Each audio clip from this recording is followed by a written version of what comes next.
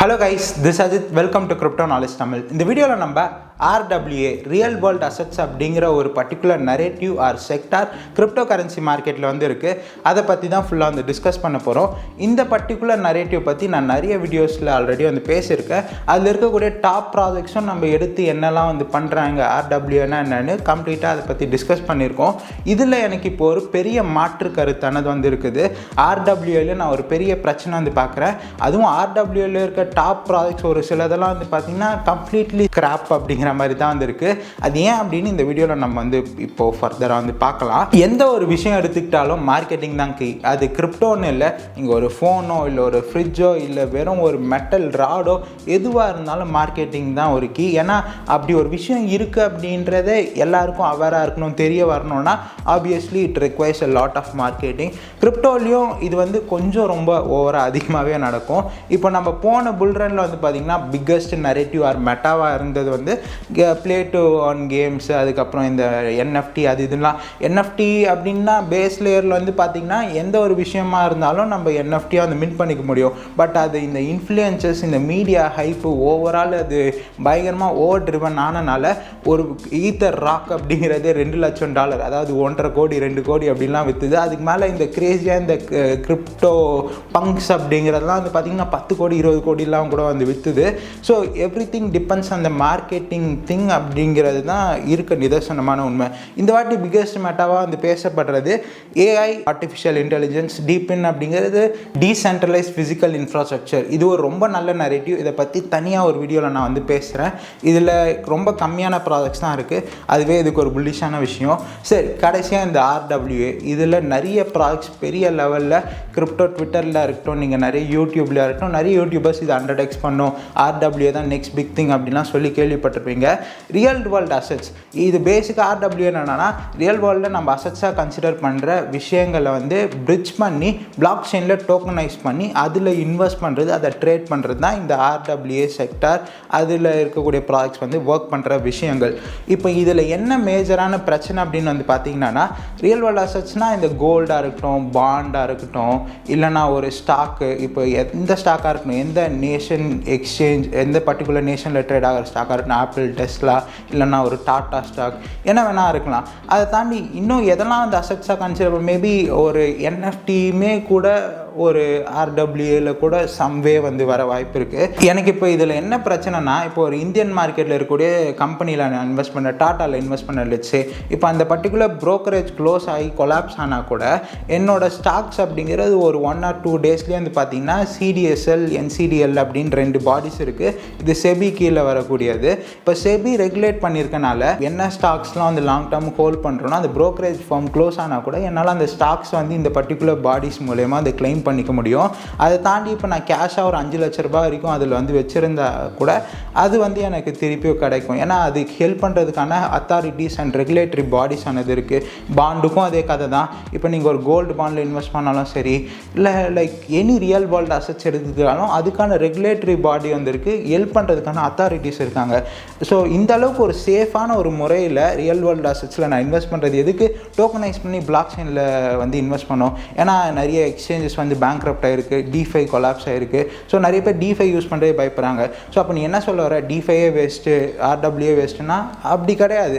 இதில் நிறைய ப்ராஜெக்ட்ஸ் நீங்கள் டீப்பாக கொஞ்சம் வந்து பார்த்தீங்கன்னா, இப்போது ரியலியோவோ, கோல்ட் ஃபின்ச்சோ, சென்ட்ரிஃபியூஜோ அவங்க என்ன பண்ணுறாங்க, எதில் தான் ஒர்க் பண்ணுறாங்க, அவங்க ஒர்க் பண்ணுறதுக்கான ஒரு கரெக்டான வேல்யூவேஷனில் அவங்களோட டோக்கன்ஸ் வந்து ட்ரேட் ஆகுதுன்னு பார்த்தீங்கன்னா அப்படி இல்லை. எனக்கு ரியலியோலாம் பார்க்கும்போது அதில் ஒன்றுமே இல்லாத மாதிரி தான் இருந்தது.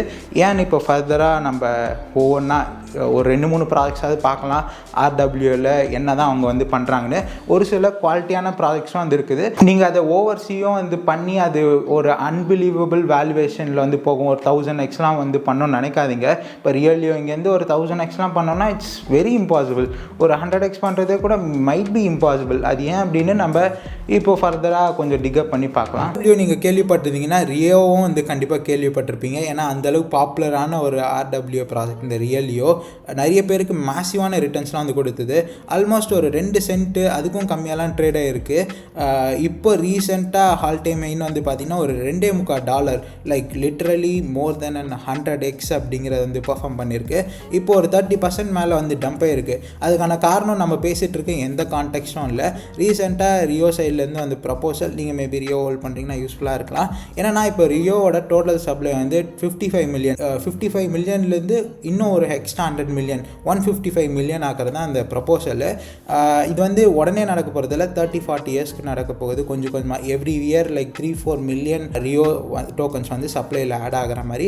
இதுக்கான காரணம் இன்னும் டோக்கன்ஸ் அதிகமாக இருந்தால் இன்னும் டீசென்ட்ரலைசேஷன் அதிகமாக நடக்கும், லிக்விடிட்டி அதிகமாக இருக்கும் அப்படின்வாங்க. அதை தாண்டி இவங்க ரியோ வந்து ஆக்டிவாக அது இதுன்னு புதுசாக ஏதாவது ஒரு விஷயம் ட்ரை பண்ணிகிட்டே இருப்பாங்க. யூட்டிலிட்டி இன்க்ரீஸ் பண்ணுறதுக்காக இருக்கட்டும், ஓவரால் ப்ராஜெக்டை நிறைய ஒர்க் பண்ணுறாங்க.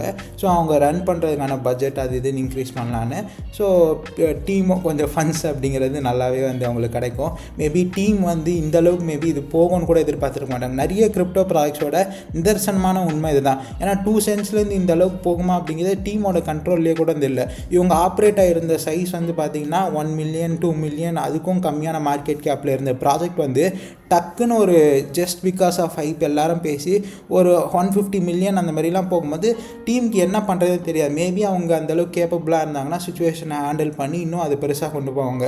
நிறைய டீம்ஸ் நான் பார்த்துருக்கேன், அவங்க கேப்பபிளாக இல்லாதனாலே அந்த ஹைப்பை கூட வேஸ்ட் பண்ணி மொத்தமாக டோக்கனோட கதையை முடிச்சு விட்ருவாங்க.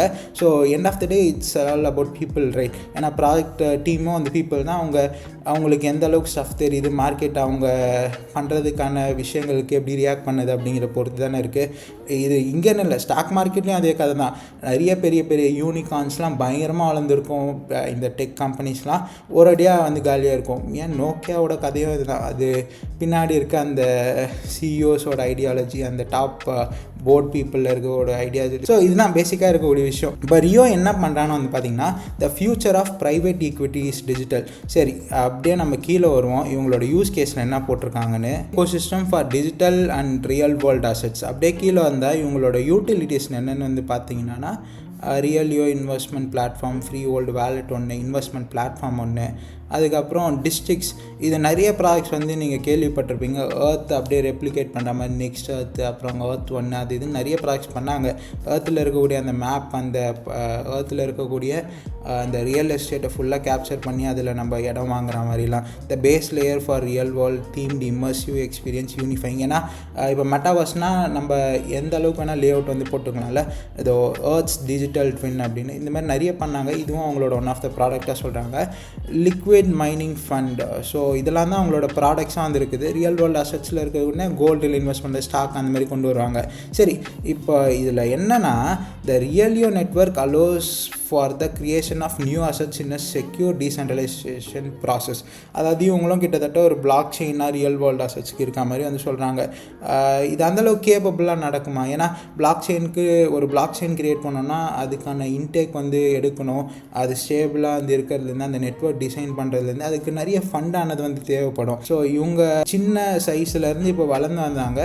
சரி, நான் என்ன ஆக்சுவலாக என்னோட ஆன் பாயிண்ட் விஷயம் என்னென்னு வந்து பார்த்தீங்கன்னா, அத்தனை பிளாக் செயின்ஸ் வந்து தேவைப்படுமான்னு தெரியல. ஒரு ஆர்டபிள்யூக்கான ஒரு செப்பரேட்டான பிளாக் செயின். ஏன்னா ஆர்டபிள்யூவில் இருக்கக்கூடிய யூஸ் கேசஸ் இப்போ வந்து பார்த்தீங்கன்னாலே மோஸ்ட்டாக கிமிக் தான், அந்த அளவுக்கு தேவையே இல்லை. ஏன்னா ரியல் வேர்ல்ட்லேயே வந்து சேஃபாக இன்வெஸ்ட் பண்ணிட்டு போயிடலாம் அந்த விஷயங்களில். அது எதுக்கு நான் டோக்கனைஸ் பண்ணி கிரிப்டோவில் பயந்து ஹோல்ட் பண்ணோம் தான் மோஸ்ட் ஆஃப் த பீப்புள் நினைப்பாங்க.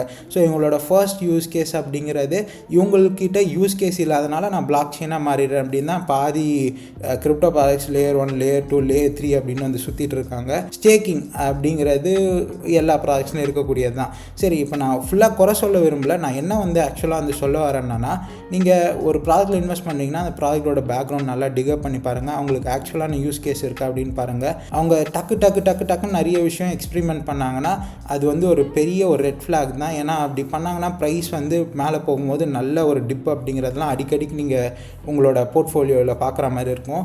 ஸோ அதனால் ரியலியோ இந்த மாதிரி ப்ராடக்ட்ஸ்லாம் நல்ல ப்ராஃபிட் பார்த்துட்டிங்கன்னா கொஞ்சம் டிசிஏ பண்ணி வெளியே வாங்க. And also at the same time நிறைய ஃபண்டு வந்து அதில் வந்து இன்வெஸ்ட் பண்ணாதீங்க. அண்ட் RWA அந்த ஹோல் எனக்கு அந்தளவுக்கு ஒரு புல்லிஷான நரேட்டிவ் இல்லை. கம்பேர் டு AI, DePIN இல்லை ஒரு மீமே கூட பெரிய லெவலில் இந்த புல்ரனில் எக்ஸ்பேண்ட் ஆகும் நான் வந்து நம்புகிறேன். RWAவில் நான் டீசெண்டாக இருக்கக்கூடிய ப்ராடக்ட்ஸை நான் வந்து பார்க்கக்கூடியது. பட் இன்னும் அதில் நான் வந்து ஒர்க் அரவுண்ட் பண்ணி செக் பண்ணிட்டு தான் இருக்கேன் எந்த அளவில் வந்து இருக்குது அப்படிங்கிறது. நானுமே ரியோ ஹோல்ட் பண்ணிகிட்டு இருந்தேன். இப்போ அதை சைஸ் டவுன் வந்து பண்ணியிருந்தேன் ரீசெண்டாக ஒரு $100 இருக்கும்போது. இப்போ நல்லாவே இன்னும் டம்பாக இருக்கான். இப்போ இந்த RWA பேஸ் இந்த ரியோ ப்ராஜெக்ட் அப்புறம் இன்னும் நிறைய ஒரு சில கேமிங் ப்ராஜெக்ட்லாம் வந்து பார்த்திங்கன்னா ட்விட்டரில் யூடியூப்லலாம் பேசி ஹைப் ஏற்றி விட்டாங்க. பட் அது ஏற்ற அளவுக்கு அந்த ப்ரைஸ் வந்து ஹோல்டப் பண்ணக்கூடிய கெப்பாசிட்டி அந்த நரேட்டிவ்க்கு இருக்குது அப்படின்னு பார்க்கணும். இப்போ ஒரு Play to Earnனா நிறைய பேர் விளையாடி கேமில் கொஞ்சம் காசு ஏர்ன் பண்ணி அப்படி அது பெரிய ஒரு கேப்பபிளான ஒரு விஷயமாக மாறும். அதுக்கு ஒரு USP வந்து இருக்குது. ஒரு மூவ் டு earn அதிலலாம் வந்து பார்த்திங்கன்னா இதில் வந்து பீப்புள் அந்தளவுக்கு டெலிபரேட்டாக அதிகமாக ஏர்ன் பண்ண மாட்டாங்க. நான் ஒரு விஷயத்தில் பயங்கரமாக ஏர்ன் பண்ணால் தான் இதில் பார்த்தியா பயங்கரமான ரிட்டர்ன்ஸ் இருக்குது, ரிவார்டு இருக்குது, க்ரேஸியாக இருக்குது அப்படின்னு உள்ளே போவாங்க. இந்த சைடு வந்து கோல்டெலாம் நான் ரியல் வேர்ல்ட்லேயே இன்வெஸ்ட் பண்ண முடியும். அதை நீங்கள் RWAவில் கொண்டு வரது அவ்வளோ பெரிய ஒரு விஷயம் வந்து இல்லை. இது எல்லாருமே ஹைப் ஏற்றி விட்டு நானுமே வந்து பார்த்திங்கன்னா இது நெக்ஸ்ட் பிக் திங், இது வேறு லெவல் அப்படின்னு நினச்சிட்டு இருந்தேன். பட் அந்தளவுக்கு இது வந்து செல் ஆகுமா, அந்தளவுக்கு இது பர்ஃபார்மன்ஸ் வந்து பண்ணுமா அப்படிங்கிறது ரியலிஸ்டிக்காக நம்ம யோசிக்கணும். அதுக்குன்னு RWAவே நீங்கள் உங்களோட போர்ட்ஃபோலியோ வச்சுக்க வேணாம்னு நான் சொல்ல வரல. நான் வந்து RWAவில் எனக்கு கொஞ்சம் நம்பிக்கை கம்மியாக இருக்குது இதை பற்றி நான் யோசித்து பார்க்கும்போது. ஸோ அதனால் என்னோடய இன்வெஸ்ட்மெண்ட்ஸ் RWA நரேட்டிவில் இருக்கிறத கொஞ்சம் சைஸ் டவுன் பண்ணலான்னு இருக்கேன். ஹோப் இந்த வீடியோ உங்களுக்கு சம்வே யூஸ்ஃபுல்லாக இருந்திருக்கும். நம்ம சேனலில் ஜாயின் பண்ணால் டிஸ்கிரிப்ஷனில் லிங்க் இருக்குது. தேங்க்ஸ் ஃபார் வாட்சிங் this video. Till then bye by.